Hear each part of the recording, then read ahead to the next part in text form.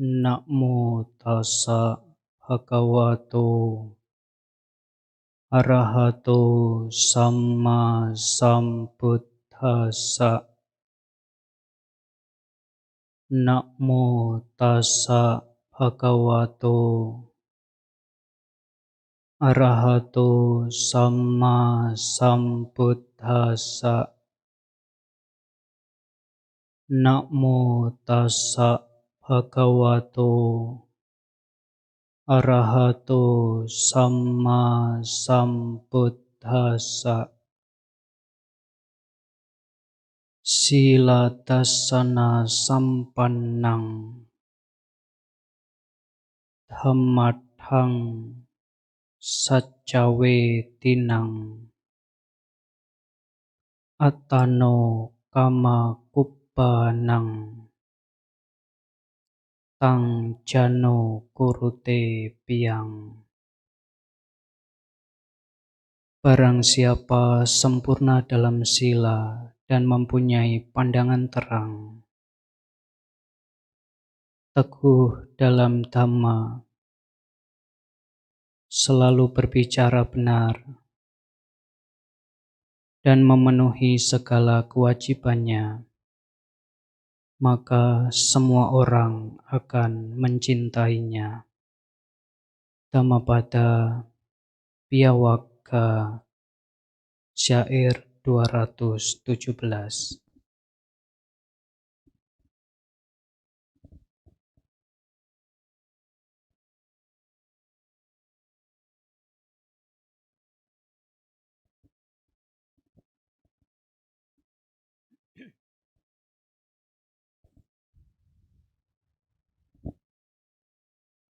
Ya, pemimpin puja bakti yang saya hormati, para upasaka serta upasika yang berbahagia, selamat malam, Namo Buddhaya. Ya, satu sebab kebahagiaan telah kita lakukan pada hari ini, datang ke wihara, membawa diri ke tempat suci untuk bersama-sama menyatu dalam kebajikan, yaitu mengarahkan pikiran, ucapan, dan juga tindakannya pada hal-hal yang bajik, pada hal-hal yang bermanfaat, pada hal-hal yang jauh dari kerugian, pada hal-hal yang jauh dari cela. Karena di sini adalah tempatnya orang-orang yang belajar. Di sini adalah tempatnya orang-orang yang berlatih untuk pengembangan diri. Dalam rangka sebulan pendalaman Dhamma yang diselenggarakan oleh Wihara Buddha Sakyamuni Denpasar untuk menyongsong Trisuci Waisak 2567 Tarik Buddhis tahun 2023.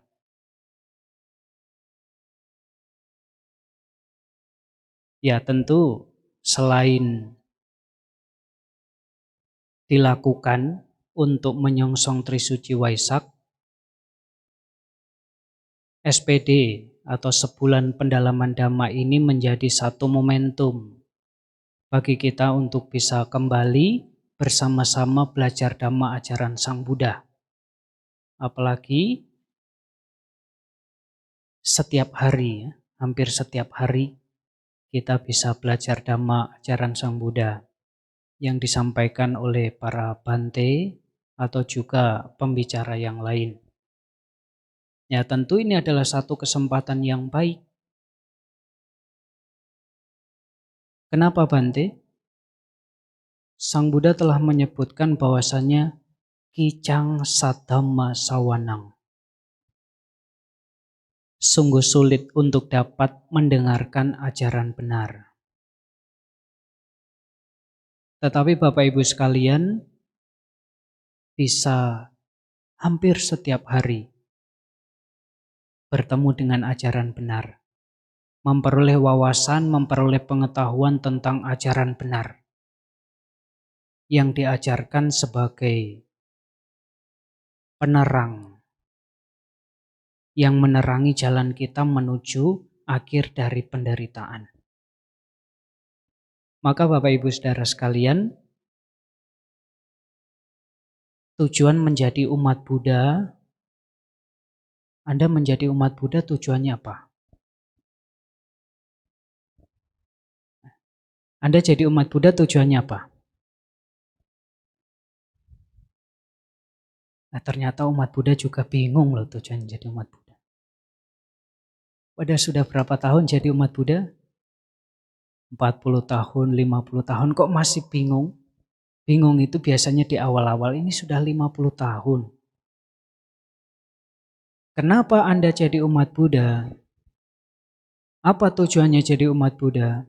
Nah, nanti kalau ditanya, Anda punya tetangga, ditanya tetangganya, kenapa Anda jadi umat Buddha?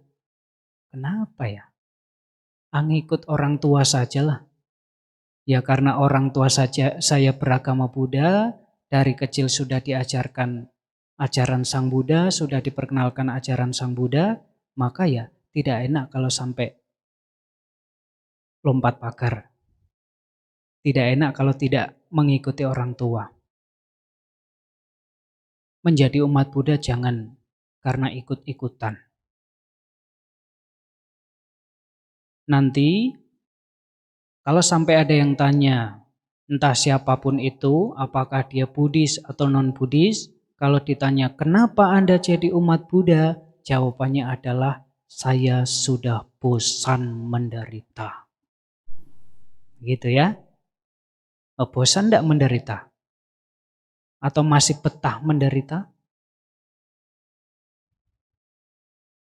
Bosan apa betah? Kalau betah ya terus-terusan nanti terus bertumbal lahir dalam samsara terus. Tetapi karena bosan menderita, maka Anda menjadi umat Buddha. Jadi nanti jangan bimbang, jangan ragu. Kalau ada yang tanya, ya jawabnya saya sudah bosan menderita. Kenapa Bante kok bosan menderita? Anda bisa kembali nanti lihat ada satu khotbah Sang Buddha atau dua khotbah Sang Buddha yang kurang lebih maknanya sama. Asu Sutta dan juga Tingsamata Sutta. Yang satu khotbah tentang air mata, yang satu khotbah tentang darah.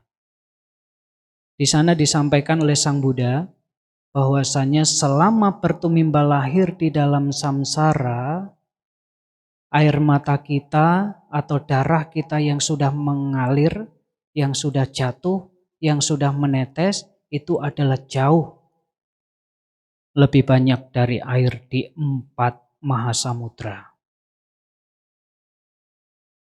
Jadi selama bertumimbal lahir di dalam samsara, kita berpisah dengan orang yang dicintai, atau bertemu dengan orang-orang atau hal-hal yang tidak diharapkan, yang tidak disukai, kita menjadi sedih, kita menangis, kita menderita.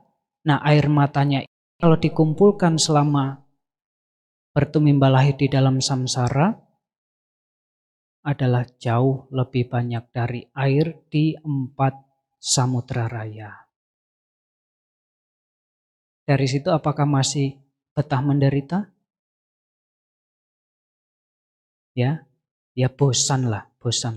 Karena bosan ya Anda menjadi umat Buddha. Kenapa Bante? Karena tujuan menjadi umat Buddha itu adalah mengakhiri penderitaan. Tujuan yang paling luhur jadi umat Buddha, yang paling tinggi menjadi umat Buddha itu adalah akhir penderitaan. Bante kalau jadi umat Buddha, kemudian saya punya tujuan supaya ketika meninggal nanti bisa lahir di alam surga, gimana? Boleh. Apalagi agama Buddha surganya kan bukan cuma satu ya. Kaplingnya ada 6. Mau pilih yang mana? Bagaimana Bante kalau saya ingin ketika meninggal nanti, ya maksudnya menjadi umat Buddha ketika meninggal nanti, saya ingin terlahir di alam bahagia, di alam surga. Bagus. Kenapa?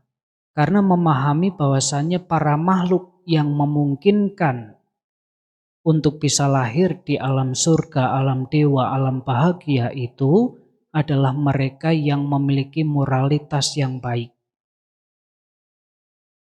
Paling tidak juga punya kedermawanan yang baik atau moralitas yang baik. Sehingga kalau Anda pengen atau ingin bisa lahir di alam surga, setidaknya Anda melaksanakan dana dan juga sila. Tetapi harus dipahami, bukannya tidak boleh. Harus kita pahami, harus kita sadari bahwasannya alam surga itu masih dalam lingkup, masih dalam bagian dari 31 alam kehidupan.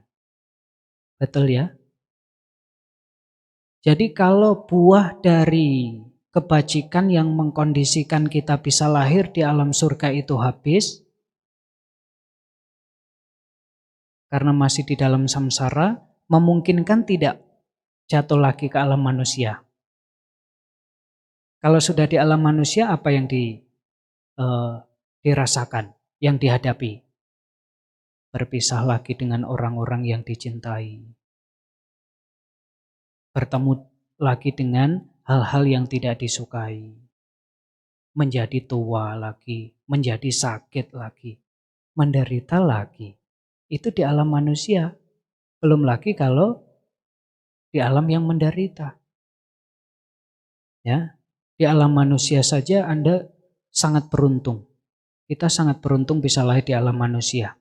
Kenapa Bante? Di alam manusia ini kita punya banyak sekali kesempatan untuk melakukan kebajikan. Tapi kalau di alam menderita, bagaimana mau melakukan kebajikan?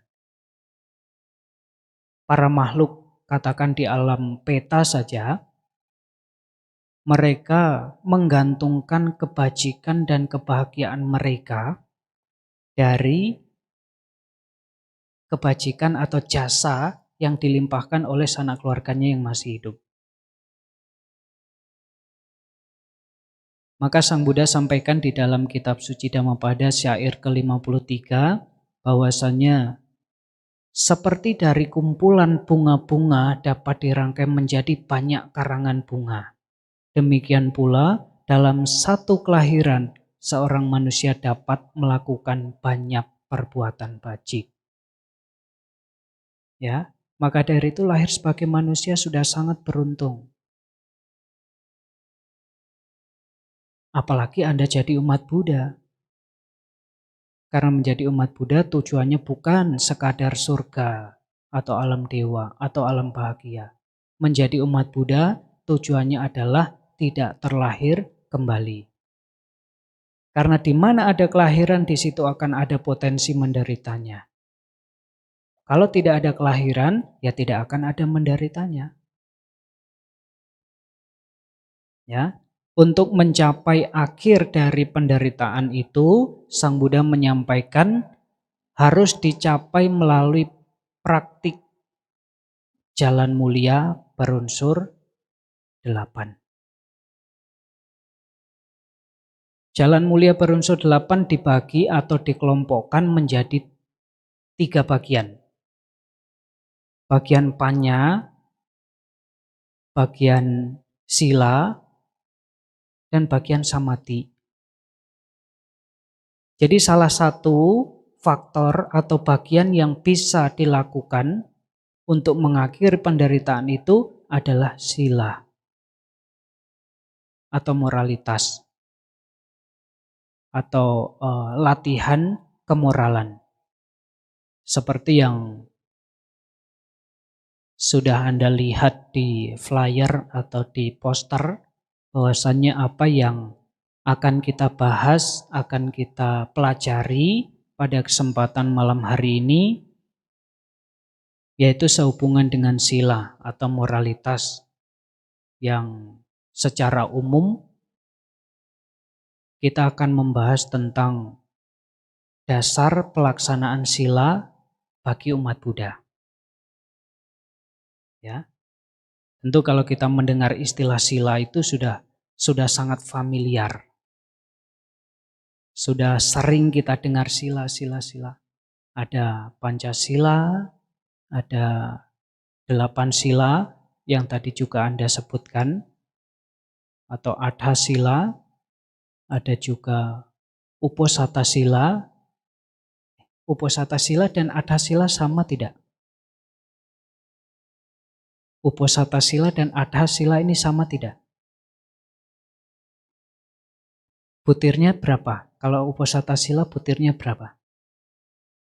8. Adha sila butirnya 8 juga. Sama. Yang membedakan antara Uposatha sila dan Adha sila itu adalah waktu pelaksanaannya. Kalau 8 sila itu Anda lakukan di hari-hari biasa, bukan di hari Uposatha, itu namanya Adha sila. Tapi kalau 8 sila itu Anda laksanakan, jalankan pas di hari Uposatha, sementara dalam 1 bulan itu kan ada 4 hari Uposatha ya. Uposatha bulan gelap, Uposatha bulan terang, dan pertengahan antara gelap ke terang dan juga terang ke gelap. Nah, jadi kalau 8 sila itu dijalankan pada hari Uposatha namanya Uposatha sila. Nah, Sang Buddha menyebutkan ketika itu Ibu Wisaka siang-siang datang ke wihara. Kemudian ditanya oleh Sang Buddha, "Wisaka, ada apa siang-siang datang ke wihara?" "Bante, hari ini adalah hari Uposatha. Saya menjalankan Uposatha sila." Sang Buddha menyebutkan, "Wisaka, Uposatha sila yang dijalankan oleh pria ataupun wanita yang lengkap dengan 8 faktornya akan memberikan buah yang besar, luar biasa, cemerlang, berkilau, mencorong." Itu, ya. Maka sangat luar biasa kalau di hari-hari biasa Anda menjalankan Adha sila, bagus. Kalau di hari-hari Uposatha Anda menjalankan Uposatha sila, juga bagus. Nah, selain itu juga ada sila yang dijalankan oleh para samanera, yaitu 10 sila. Juga ada Patimokkha sila yang dijalankan oleh para biku. Tetapi sebagai perumah tangga, secara umum yang menjadi dasarnya itu ya adalah 5 sila itu. Bertekad untuk tidak membunuh makhluk hidup. Bertekad untuk tidak mengambil barang yang tidak diberikan. Bertekad untuk tidak berbuat asusila. Bertekad untuk tidak berbohong. Bertekad untuk tidak makan atau minum minuman yang dapat menyebabkan lemahnya kesadaran atau kewaspadaan. Ya. Jadi Bapak Ibu Saudara sekalian, Bante ingin sampaikan bahwasanya sebetulnya sila itu di dalam agama Buddha ya. Kalau di dalam agama Buddha sila itu adalah satu bentuk latihan moral di dalam ajaran Sang Buddha sehubungan dengan etika. Kalau Anda melihat di dalam KBBI, Kamus Besar Bahasa Indonesia, ya sila itu diterjemahkan sebagai kelakuan atau perbuatan yang menurut adab. Ya. Jadi sebetulnya sila itu bukan hukum, bukan aturan. Gitu ya. Sila bukan hukum, sila bukan aturan. Lalu apa? Sila adalah latihan. Latihan untuk berperilaku sesuai dengan adab. Kalau sesuai dengan adab, membunuh itu baik apa tidak? Tidak. Kalaupun Anda tinggal di Amerika, sesuai dengan adab, membunuh itu baik tidak? Kalaupun Anda tinggal di Australia katakan, mencuri itu baik apa tidak? Nah, sesuai dengan adab, sila atau moralitas itu ya adalah perilaku yang ya sesuai adab memang sudah seperti itu. Jadi bukan hukuman atau juga bukan aturan, bukan hukum, bukan aturan. Kalau hukum itu ya seperti undang-undang itu. Jadi nanti kalau dilanggar itu ada yang menghukum, ada hukumannya. Jadi nanti kalau dilanggar, ya undang-undang itu kalau dilanggar nanti ada dendanya, ada yang menghukum. Tapi kalau pelaksanaan sila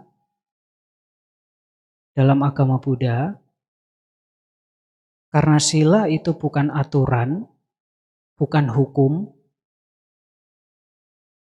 tidak ada hukuman. Pelanggaran sila setelah dilakukan tidak ada hukumnya. Tidak ada yang menghukum.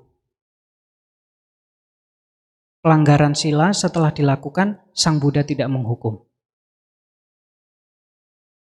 Sila setelah dilanggar, setelah dilakukan, Dewa juga tidak menghukum. Enak ya? Nggak ada hukuman kok. Tapi harus dipahami bahwasanya karena sila ini bukan aturan, jadi kalau aturan itu ketika dilanggar nanti ada hukumannya, akan ada sanksinya, akan ada dendanya.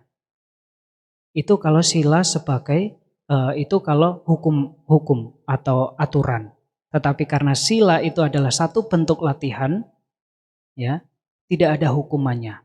Hanya ketika sila itu dilanggar atau bahkan dijalankan, nanti akan ada konsekuensinya. Konsekuensi dari orang menjalankan sila, katakan menghindarkan diri dari ucapan yang bohong, ucapan yang tidak benar, ucapan yang penuh dengan tipuan, ucapan yang penuh dengan ketidakbenaran.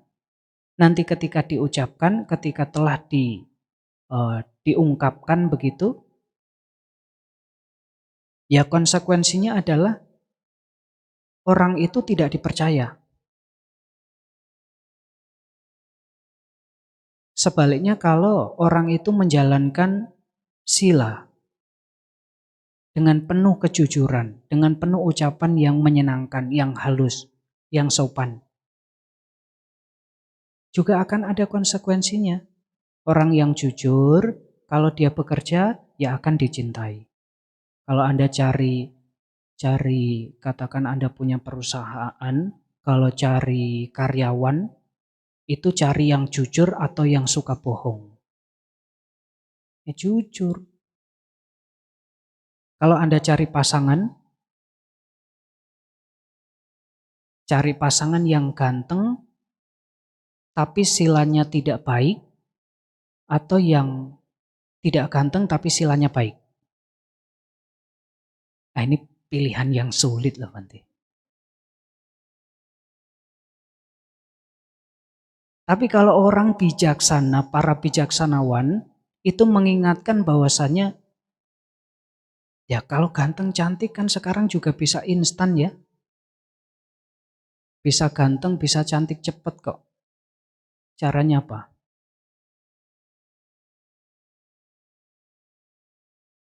Operasi plastik.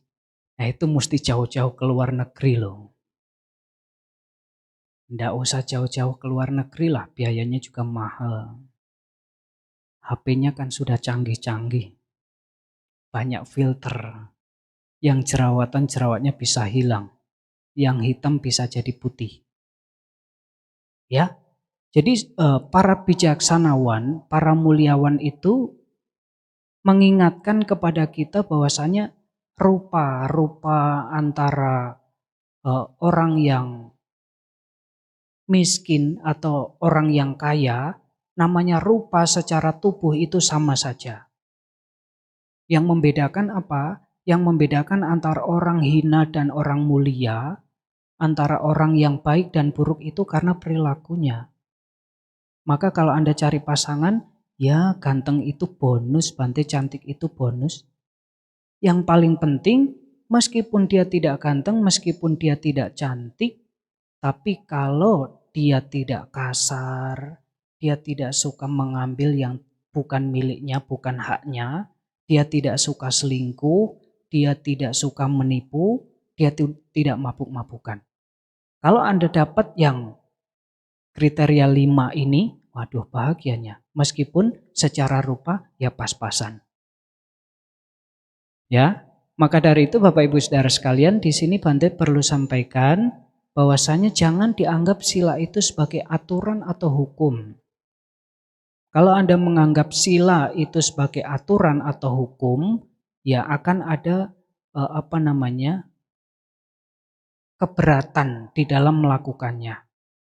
Karena menganggap ketika dilanggar nanti akan ada sanksi, nanti akan ada hukuman, akan ada yang menghukum. Kalau sila, Pancasila Buddhis katakan atau sila-sila yang lain dijalankan sebagai aturan, kok kayaknya Bante jadi umat Buddha itu susah. Kenapa susah? Ini ndak boleh, itu ndak boleh. Karena menganggap sila itu sebagai aturan.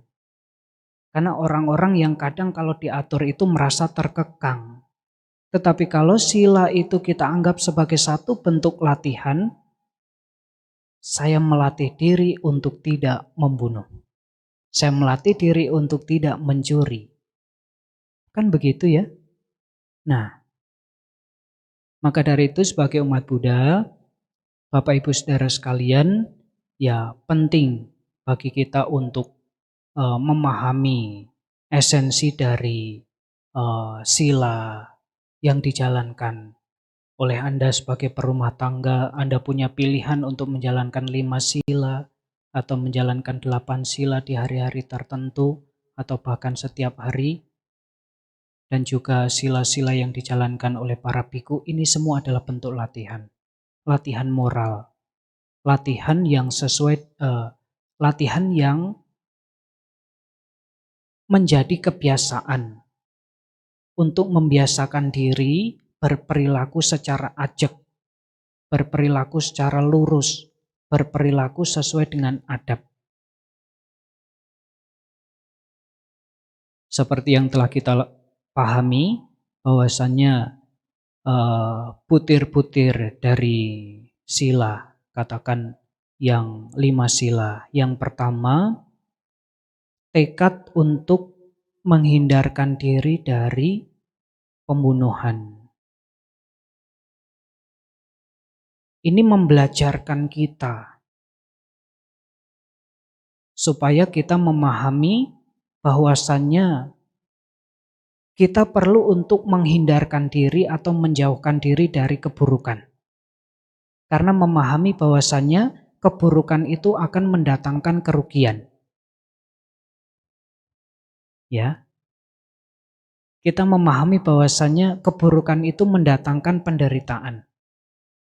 Terlepas dari itu merugikan atau membuat penderitaan bagi si korban, yang paling jelas dan paling pasti kerugian dan penderitaan itu dialami oleh si pelakunya. Sila nomor 1 ya, butir pertama. Ya barangkali yang kita bunuh, dia adalah orang yang kita bunuh, dia meninggal, katakan dia meninggal dengan tenang, begitu?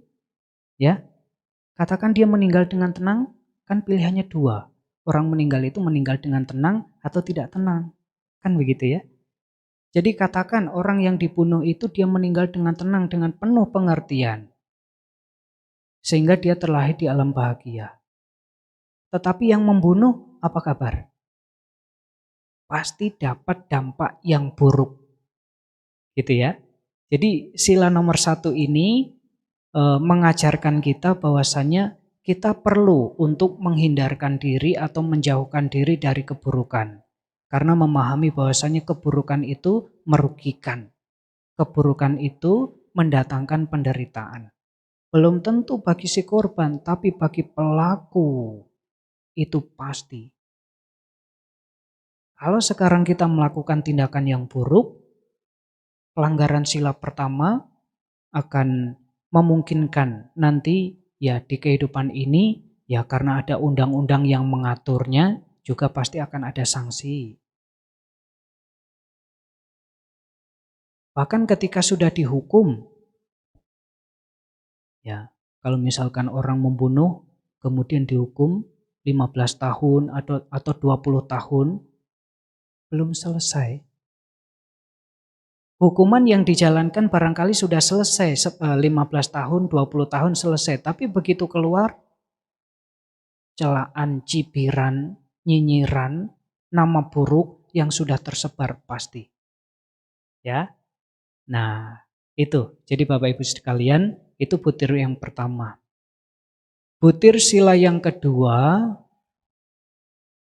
yaitu tekad untuk menghindarkan diri dari pengambilan barang yang tidak diberikan.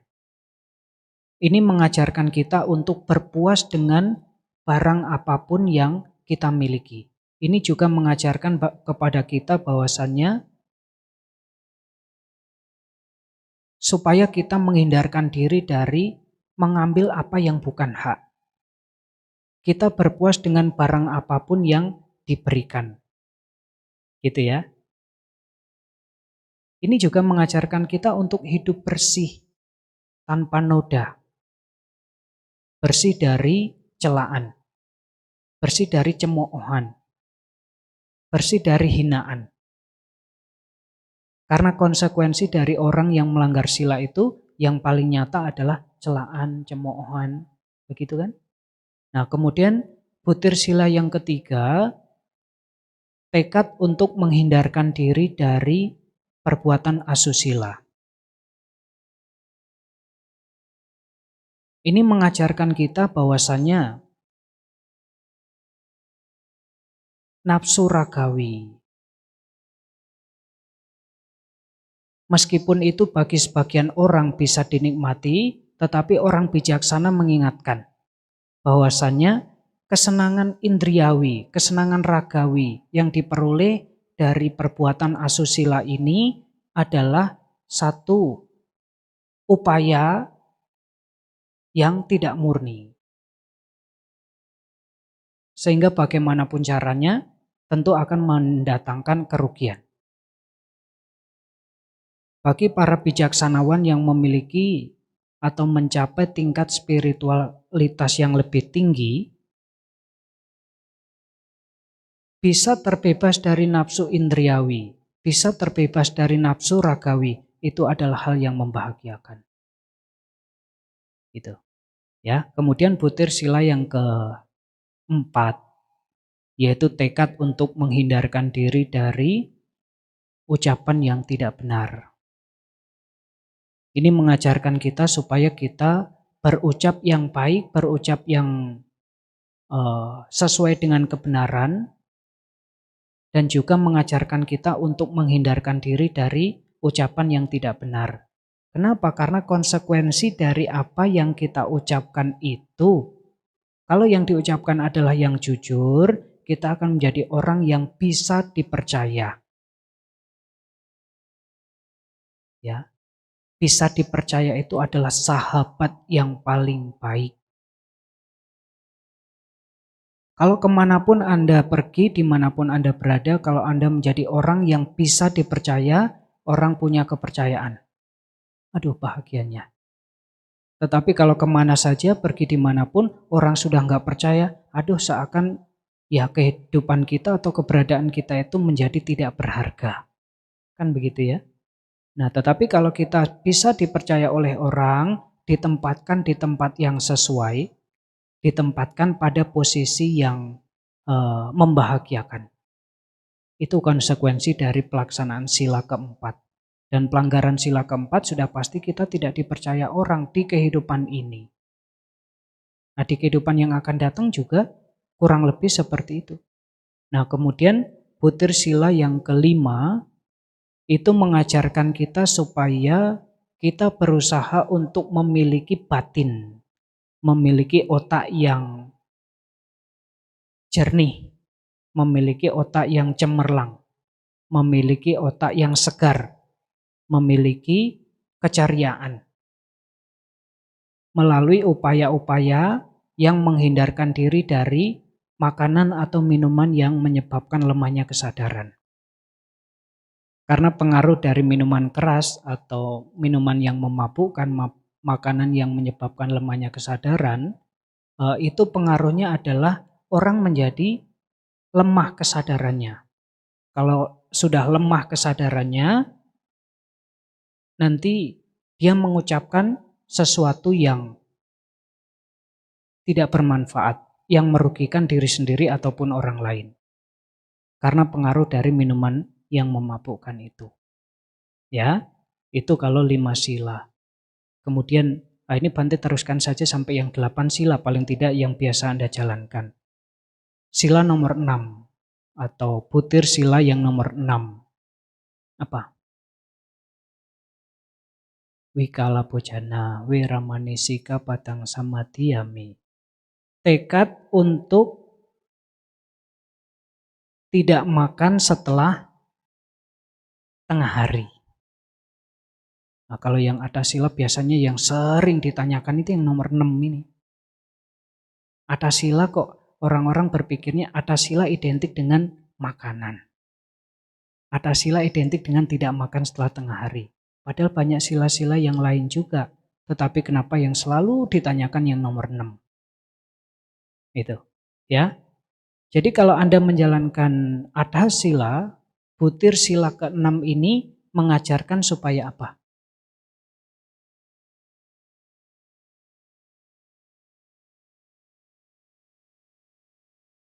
Lah kan Anda menjalankan atas sila. Kok bingung? Butir sila ke-6 mengajarkan kita supaya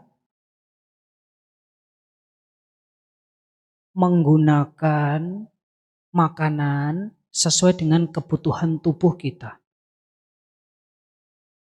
Anda makan 1 kali atau makan 2 kali dalam 1 hari dan tidak makan lagi nanti setelah tengah hari, itu mengajarkan kita supaya kita merasa apa yang saya makan ini 1 kali atau 2 kali ini cukup untuk menjaga kelangsungan tubuh sesuai dengan kebutuhan tubuh saya sampai dengan esok hari.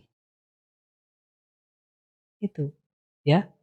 Jadi kita menggunakan sesuatu terutama makanan ini sesuai dengan kebutuhan tubuh. Tapi kan kadang-kadang orang makan itu tidak sesuai dengan kebutuhan atau makan itu berdasarkan keinginan. Bukan sesuai atau berdasarkan kebutuhan. Tapi kalau berdasarkan kebutuhan, ya sudah cukup 1 kali atau 2 kali tidak makan lagi. Apalagi zaman sekarang banyak penelitian dan lain sebagainya yang mengatakan bahwasannya kalau makan malam itu bukannya kurang bagus, tetapi sebetulnya tubuh kita tidak terlalu membutuhkan banyak nutrisi di malam hari. Kan begitu ya? Nah, itu yang nomor 6. Kemudian nomor 7, sila nomor 7 tidak menari, menyanyi atau bermain musik atau melakukan pertunjukan. Di dalam sutta dikatakan bahwasanya orang yang menari itu tidak ubahnya seperti orang gila. Orang yang menyanyi, menjerit-jerit karena tidak mengharapkan sesuatu atau dimabukkan oleh sesuatu, itu juga tidak ubahnya seperti orang gila. Ada satu kisah di dalam Dhammapada bahwasanya Ibu Wisaka itu di Sawati kan terkenal sebagai orang yang sangat baik, sangat bajik. Sehingga ada 500 suami suatu hari mengirimkan istrinya kepada Ibu Wisaka supaya belajar atau meniru, mencontoh, meneladani kebiasaan baik Ibu Wisaka. Maka dikirim ke tempat Ibu Wisaka. Tapi tanpa sepengetahuan Ibu Wisaka dan juga tanpa sepengetahuan suami-suami mereka, mereka itu menyelipkan minuman keras, minuman yang memabukkan, diselipkan begitu. Nah, sebelum mereka masuk ke wihara bertemu dengan Sang Buddha untuk mendengarkan Dhamma, mereka tenggak itu minuman. Sehingga ketika sampai di wihara mereka menari-nari, menjoget-joget, menyanyi-nyanyi, menjerit-jerit. Sang Buddha menyebut, ini tidak ubahnya seperti orang gila. Ya. Nah, kemudian berikutnya apa? Malaganda ya, Malaganda. Tidak memakai perhiasan, pernak-pernik atau barang olesan atau kosmetik yang tujuannya untuk memperindah atau mempercantik diri. Begitu ya? Ini mengajarkan kita supaya apa?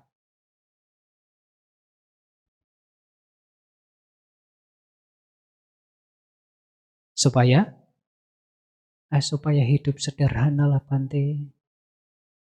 Kan kita selalu begitu ya. Atas sila diajarkan supaya apa? Supaya hidup sederhana Bante. Ya memang hidup sederhana. Jadi kita itu memang meniru Samanagata Uposatha. Maksudnya Uposatha yang dilaksanakan oleh para samana. Ya. Tetapi sila nomor 7 yang ingin Bante sampaikan, tidak memakai perhiasan, kalung, gelang, anting, emas, dan lain sebagainya, pernak-pernik, polesan, olesan, riasan, itu sebetulnya maknanya adalah mengajarkan kita supaya kita bisa melihat keberadaan tubuh ini tanpa ada barang-barang yang menipu. Kadangkala kita ditipu, sehingga tidak bisa melihat keberadaan tubuh yang memungkinkan akan kotor, yang memungkinkan akan bau, yang memungkinkan sifatnya adalah asubha ini, yang sifatnya tidak indah ini, karena ditutupi oleh olesan, polesan, riasan itu, sehingga kita tidak bisa melihat sebagaimana adanya tubuh ini. Itu ya. Maka ketika Anda melaksanakan adha sila, ya ini dicopot dulu. Supaya apa? Supaya kita bisa melihat keberadaan tubuh ini sebagaimana adanya. Tanpa ada tipuan-tipuan itu. Menjadi wangi ya karena Anda pakai parfum. Menjadi bersih, menjadi ini ya karena mandi dibersihkan.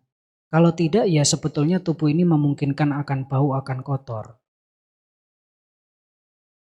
Nah ya itu yang nomor 7. Yang nomor 8 adalah butir ke-8 adalah tekad untuk tidak tidur di tempat yang tinggi dan besar atau mewah. Ya, ini mengajarkan kepada kita juga untuk melihat keberadaan tubuh ini, baik tubuhnya raja atau tubuhnya pengemis, itu tidak ada bedanya. Tidak ada ranking, tidak ada jenjang sehubungan dengan tubuh. Tubuh sama saja. Bahkan kalau Anda baca di dalam Wijaya Sutta di buku Parita itu ada, sebagaimana tubuh ini demikian mayat itu. Sebagaimana mayat itu demikian juga tubuh ini. Tubuh sama saja. Mau ditaruh atau diistirahatkan, ditidurkan tanpa alas saja tubuh ya tidak ada masalah. Selama ini yang bermasalah apa? Batin. Gitu ya. Tubuh ditidurkan atau diistirahatkan di atas tikar yang tipis saja tidak ada masalah. Tetapi kadangkala yang bermasalah batin kita ini yang dikuasai oleh kebencian dan keserakahan. Dia tidak suka kalau ditidurkan di tikar. Dia mengingini untuk ditidurkan di tempat yang tinggi dan besar atau mewah. Itu, ya.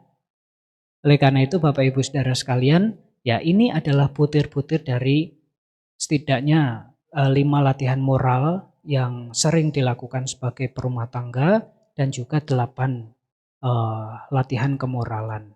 Nah, oleh karena itu sebagai umat Buddha kita juga perlu memahami dasar orang melaksanakan sila. Karena sila itu sebetulnya adalah pengendalian. Maka ciri-ciri sila itu adalah ketertiban dan ketenangan. Kenapa? Karena terkendali dalam ucapan, terkendali dalam tindakan. Orang yang menjalankan sila penuh dengan pengendalian, dia akan menjadi tertib, dia akan menjadi tenang. Tapi orang-orang yang tidak menjalankan sila, terlihat cirinya dia tidak bisa tertib, tidak bisa tenang. Wujudnya adalah kesucian dan kemurnian. Sila atau kebiasaan yang baik, yang sesuai dengan adab ini terwujud dalam diri mereka yang kalau dalam tahap lokia, duniawi, ya orang-orang yang bermoral. Dalam tahap yang lebih tinggi, tahap lokuttara, di atas duniawi, ya terwujud dalam diri seorang Buddha yang sempurna dalam tindak tanduknya. Karena menjalankan sila, tindak tanduknya lurus, tindak tanduknya ajak, tindak tanduknya sempurna. Ya. Kemudian juga manfaat. Nah, sekarang coba kita bicara manfaat. Bante, apa manfaatnya orang menjalankan sila? Tujuan dari orang menjalankan sila apa? Sang Buddha pernah menyampaikan kepada Bante Ananda. Ananda, kebiasaan-kebiasaan baik atau sila ini tujuannya adalah untuk tidak menyesal. Manfaatnya adalah tiada penyesalan. Jadi kalau orang menjalankan sila, silanya bajik, tidak ada pelanggaran, tidak melanggar norma, tidak melanggar adab, apa yang perlu disesali? Karena tidak ada penyesalan seperti itu, tidak ada kesalahan seperti itu, ya hidupnya jadi tenang. Ya, maka di dalam Mahaparinibbana Sutta disampaikan oleh Sang Buddha beberapa manfaat dari pelaksanaan sila. Yang pertama adalah memperoleh kekayaan yang berlimpah melalui usaha yang giat. Ya, memiliki kekayaan yang berlimpah melalui usaha yang giat.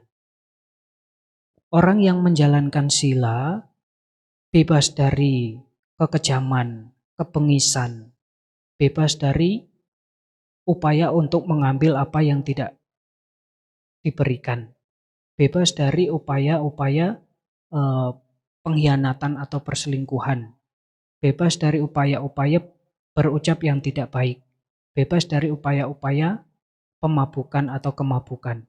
Sehingga orang yang menjalankan sila, dia akan mendapat tempat yang baik di dalam masyarakat.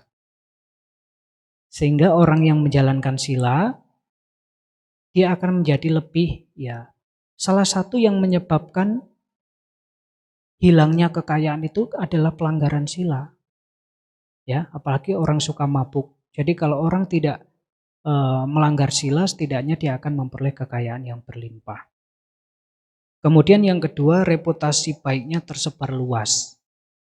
Ya, kalau orang menjalankan sila sudah pasti nama baiknya menyebar ke segala penjuru. Seperti satu kisah, Sang Buddha ditanya oleh Bante Ananda. Bante Ananda ini suatu ketika dia merenung, ini harumnya bunga ini ngikutin arah angin. Ada ndak ya harumnya sesuatu yang bisa melawan arah angin atau menyebar ke segala penjuru? Tanpa menjawab pertanyaannya, Bante Ananda menemui Sang Buddha. Bante, ada ndak? Oh, dalam pikiranku terbesit ini harumnya bunga takara, harumnya melati ini mengikuti arah angin. Ada ndak harumnya sesuatu yang bisa menyebar ke segala penjuru? Sang Buddha menyampaikan, harumnya melati bunga tagara tidak bisa melawan arah angin. Tapi harumnya nama orang bajik akan menyebar ke segala penjuru. Ya. Nah, kemudian yang ketiga, Bapak Ibu, adalah penuh percaya diri. Karena tidak melakukan kesalahan, terhindar dari kesalahan, terhindar dari hal-hal yang buruk, apa yang membuat jadi minder? Apalagi orang, Anda pernah dengar itu, boleh malu kalau berbuat jahat, gitu ya. Lagunya anak-anak sekolah minggu itu. Boleh takut kalau berbuat salah. Kalau tidak berbuat jahat, tidak berbuat salah, menjalankan sila, ya setidaknya orang-orang seperti ini ya penuh dengan kepercayaan diri. Kemudian yang keempat adalah meninggal dengan tenang. Salah satu hal yang membuat seseorang itu bersedih dan tidak tenang menghadapi kematian adalah dia belum cukup melakukan perbuatan baik, sebaliknya dia telah banyak melakukan kejahatan. Tetapi kalau orang sudah cukup melakukan perbuatan baik dan terhindar dari kejahatan, dia akan meninggal dengan tenang. Itu. Kemudian yang keempat, setelah meninggal terlahir di alam yang baik, ya, pelaksanaan sila yang luhur, yang mulia. Ya, ketika meninggal itu akan menjadi kondisi yang mengantarkan pelakunya untuk dapat terlahir di alam yang bahagia. Nah, maka dari itu, ya, memahami manfaat dari pelaksanaan sila yang begitu luar biasanya, begitu mulianya ini, kita juga perlu memahami tentang dasarnya. Dasarnya apa, Bante? Dasarnya yang pertama, melaksanakan sila itu adalah pengertian yang benar, pengetahuan, panya, kebijaksanaan. Karena orang yang punya kebijaksanaan, punya pengetahuan, punya wawasan, punya pengertian, pengetahuan itu adalah jalan menuju kebahagiaan. Kalau orang tidak tahu, tidak punya wawasan, pandangannya salah, dia akan menganggap yang benar sebagai yang salah. Jadi yang sesungguhnya benar menurut dia salah, maka yang benar dia tinggalkan, yang salah malah dilakukan. Menganggap yang baik sebagai yang buruk, yang buruk sebagai yang baik. Itu kalau pandangannya salah.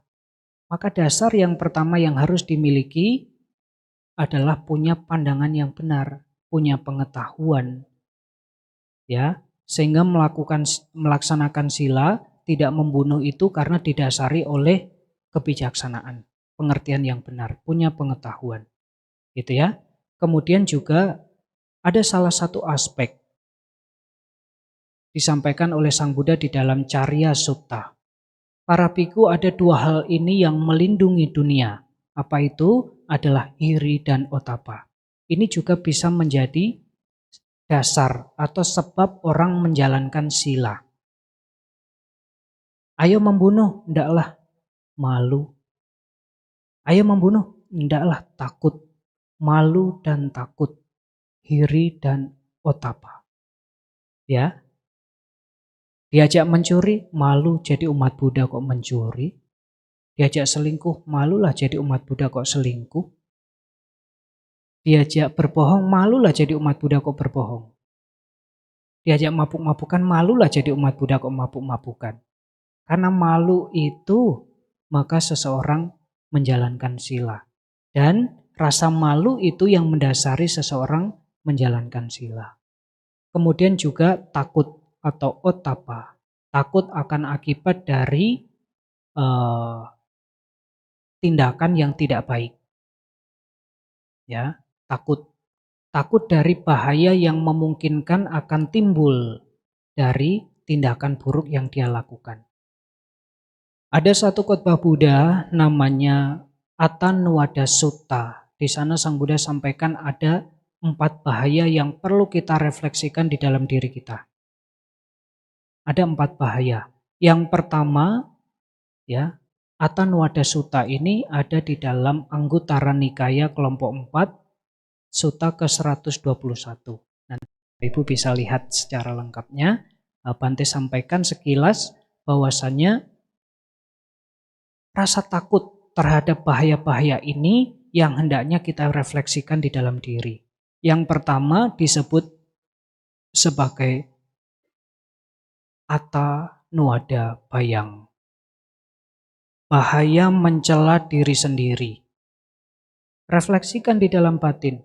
Kalau saya melakukan tindakan yang buruk, yang jahat, yang kejam, yang bengis, yang merugikan, tidakkah saya ini akan mencela diri saya sendiri karena perbuatan jahat yang telah saya lakukan? Itu, ya. Jadi bahaya mencela diri sendiri. Yang kedua disebut sebagai Paranuwada Bayang. Bahaya dicela oleh orang lain. Kalau saya melakukan tindakan yang jahat, yang merugikan, yang tidak bermanfaat, yang menimbulkan derita, tidakkah nanti saya dicela oleh orang lain? Anda takut tidak dicela oleh orang lain? Berbuat baik saja sudah dicela kok Bante? Kan begitu ya? Apalagi kalau saya berbuat jahat, cilaka. Jadi karena takut dicela oleh orang lain, takut akan bahaya dicela oleh orang lain, maka kita merefleksikan di dalam diri yang meninggalkan apa yang buruk dan melakukan apa yang baik. Kemudian yang ketiga, danda bayang, bahaya hukuman. Di zaman Sang Buddha, kalau ada orang melakukan tindakan yang jahat, yang kasar, yang merugikan, apakah dia membunuh, apakah dia mencuri, apakah dia selingkuh dan seterusnya, berbuat asusila dan seterusnya, nanti ketika diketahui oleh raja, raja itu akan memberikan denda atau hukuman. Jadi bahaya hukuman, danda bayang. Hukumannya apa? Bisa jadi dipotong tangannya, atau dipotong kakinya, atau dipotong telinganya, atau bahkan dipenggal. Nah kalau zaman sekarang kan tidak ada begitu ya. Tetapi kita juga merenungkan, karena ini juga merupakan adab di dalam masyarakat, pasti ada konsekuensinya.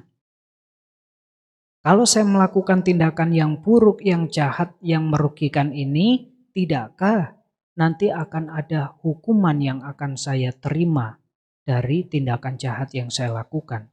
Karena takut terhadap bahaya hukuman itu, maka orang meninggalkan apa yang buruk dan melakukan apa yang bajik. Dan yang keempat adalah dugati bayang. Bahaya kelahiran di alam yang buruk. Kalau saya melakukan tindakan yang jahat, yang merugikan, yang tidak bermanfaat, yang memicu derita, tidakkah ketika nanti saya meninggal saya akan terlahir di alam yang menderita? Karena takut terhadap bahaya kelahiran di alam menderita itu, maka orang melaksanakan sila. Maka orang meninggalkan yang buruk, meninggalkan kejahatan, menghindarkan diri dari kejahatan, menjauhkan diri dari kejahatan, dan mendekatkan diri pada hal yang bajik, pada hal yang bermanfaat. Alih-alih dia membunuh, dia berusaha untuk tidak memiliki batin atau hati yang kejam. Dia memiliki cinta kasih dan welas asih. Alih-alih dia mengambil apa yang tidak diberikan, dia berusaha untuk memberi. Ya, maka dari itu Ibu, Bapak, Saudara sekalian, sebagai umat Buddha, sila ini menjadi penting. Oleh karena mengingat tujuan kita menjadi umat Buddha ini adalah terbebas dari samsara. Tujuan yang paling luhur menjadi umat Buddha ini adalah akhir dari dukkha, akhir dari penderitaan. Dan akhir dari penderitaan itu dicapai melalui jalan mulia berunsur 8. Yang salah satu faktornya adalah sila. Yang lain adalah panya dan juga samadhi. Sila itu untuk menghancurkan kotoran batin yang kasar, yang disebut sebagai witikama kilesa. Kotoran batin yang kasar itu bisa dilihat, bisa didengar. Berupa apa, Bante? Panatipata, adinadana, kamesumi cacara. 3 dari tindakan jasmani, kemudian 4 dari ucapan. Musawada, berbohong, pisunawaca, memfitnah, parusawaca, berkata kasar, dan juga sampapalapa, omong kosong yang tidak ada manfaatnya, yang tidak ada esensinya, yang tidak ada isinya. Jadi sila dijalankan untuk menghancurkan kotoran batin yang kasar. Pembunuhan bisa dilihat, pencurian bisa dilihat, tindak asusila juga barangkali bisa dilihat. Ucapan yang kasar, ucapan yang bohong, ucapan yang kosong, ucapan yang memfitnah bisa didengar. Itulah kotoran batin yang kasar. Witikama kilesa. Samadhi untuk menghancurkan kotoran batin yang halus, yang masih terpendam di dalam pikiran. Disebut sebagai pariyudhana kilesa. Dan panya untuk menghancurkan kotoran batin yang sangat halus, yang laten, yang seolah-olah tidak kelihatan, seolah-olah tidak nampak, tapi dia punya potensi untuk muncul kapanpun dan dimanapun nanti ketika ada kondisi yang tepat. Baik muncul dalam bentuk pikiran yang halus maupun juga bisa muncul dalam bentuk yang kasar. Ya, nah sekarang ya dengan sila dulu Anda berusaha untuk menghancurkan yang kasar. Nanti praktik yang lebih tinggi Anda belajar samadhi. Praktik yang lebih tinggi lagi Anda mempraktikkan panya.